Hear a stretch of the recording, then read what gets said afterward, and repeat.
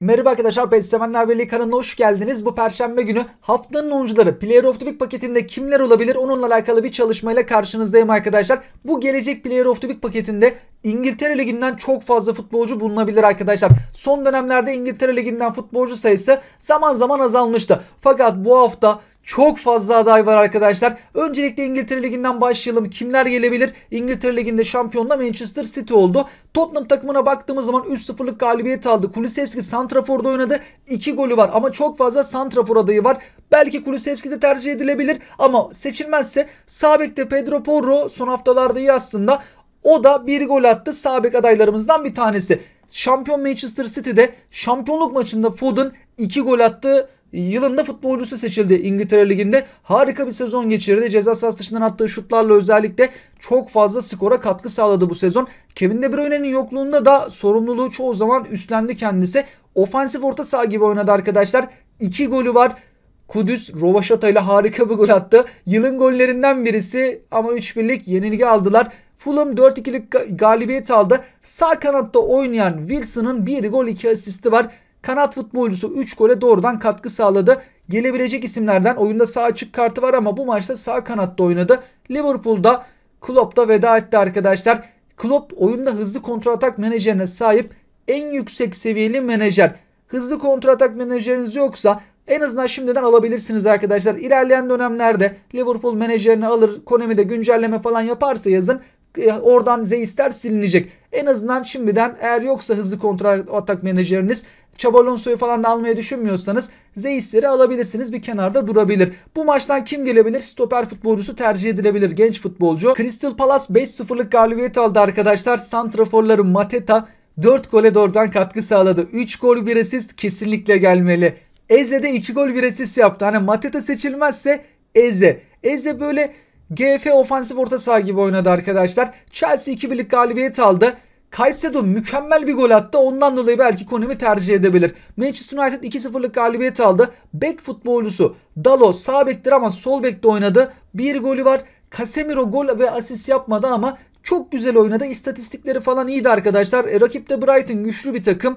Casemiro bir gol atsaydı banko gelirdi ama belki iyi oyunu özelde getirebilir Konami. Newcastle United 4-2'lik galibiyet aldı. Newcastle'da Bruno Gimareş göbek defansif orta saha gibi o merkezde oynayan bir isim. 1 gol 2 asist yaptı. 3 gole katkı sağladı. Kesinlikle gelmeli. Arsenal 2-1'lik galibiyet aldı. Tomiyasu Japon futbolcu sol bekte oynadı arkadaşlar. 1 gol attı. Gelebilecek isimlerden. İspanya Ligi'ne geçtiğimiz zaman Barcelona'da Pedri 2 golü var. Güzel bir isimdir. Yüksek seviyeli bir isim. Gelirse elimizde yoksa çıkarmak isteyeceğimiz oyunculardan. Bu maça bir soru işareti koyacağım arkadaşlar. Konami beraberliklerden çoğu zaman oyuncu seçmiyor. Fakat burada bol gollü bir beraberlik var. Bu durumlarda zaman zaman seçtiği olmakta. Geçtiğimiz dönemlerde 3-3 biten mesela bir Chelsea maçıydı galiba. Oyuncu seçmişti. Villarreal Real Madrid maçı 4-4. Charlotte şu anki pakette yer alıyor. Olmasa banko gelecek isim ama şu anki pakette var. Real Madrid'e baktığımız zaman milli futbolcumuz Arda Güler'in 2 tane golü var. Fakat sağ bek Lucas Vazquez 1 gol 2 asist olması lazım.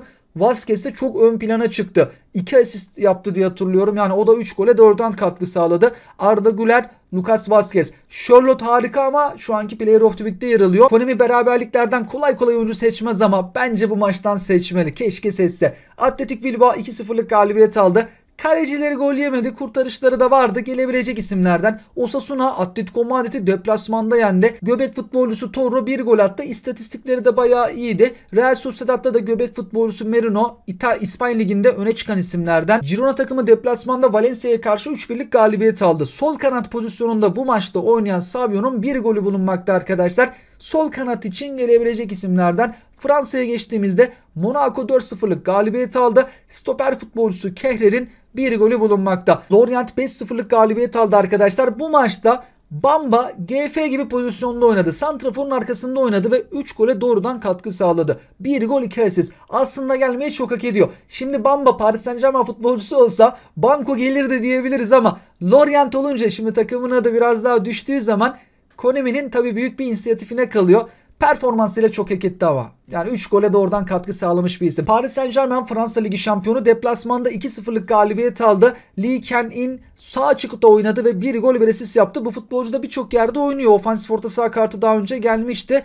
Bu maçta sağ açıkta oynayıp 2 gole doğrudan katkı sağladı. Brest takımı 3-0'lık galibiyet aldı. Orta saha futbolcusu Kamara etkili bir oyun oynadı. Golü de var arkadaşlar. Gelebilecek orta saha isimlerinden. Ve son olarak Konami bizim ligimizden her zaman futbolcu seçmemekte. Geçen hafta çok fazla aday vardı. Bayağı goller atan, asist yapanlar vardı. Hiçbir oyuncu seçmediler. Bu hafta oynanan maçlara baktığımızda zorluk açısından şampiyonluk maçı, derbi vardı. Fenerbahçe'de stoper futbolcusu Çağlar Söyüncü'nün bir golü var.